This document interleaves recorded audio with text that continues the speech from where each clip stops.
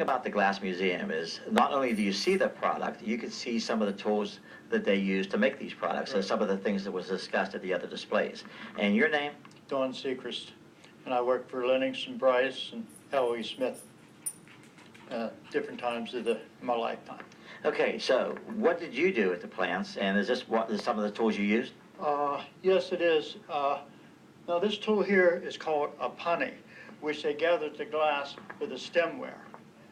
And you go in the pot and gather a glob of glass, and you just drop it in the mold for the presser to press up the stem glass or stemware at the Bryce factory. This here tool here, of course, this is a blowing pipe. It's a little smaller. They had various sizes of blowing pipes and so on.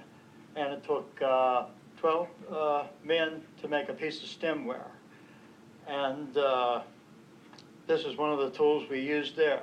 Okay, well, before you put that back, okay. What end do you blow on? This end? Yes.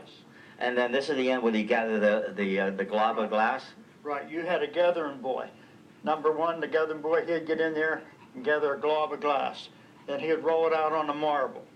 And once he got it rolled out on a marble, he'd take it about 90 degrees like so and blow into it, and he'd give that to the blower. And the blower would take it and form the mold, or the bowl, you might say. And then it would go down to the cutting down boys, which he would center this.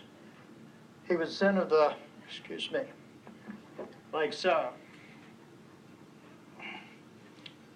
He would center this, so when you send it on down the line, it would be even, because you have to have everything just straight. Because when you go get a stem put on a piece of stemware, it would be off center. So everything had to be exactly straight, so it went on down the line. Okay, well, we got one more tool you want to show us. Okay.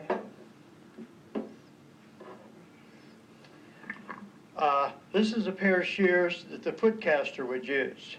And the foot was gathered by hand. I'm not sure if you can see how the picture here. The man is cutting off a piece of glassware that was gathered. He's called the foot caster.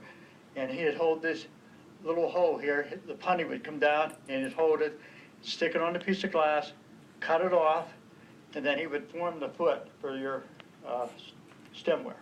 Okay, so we're going to move on to the final part of the tour today,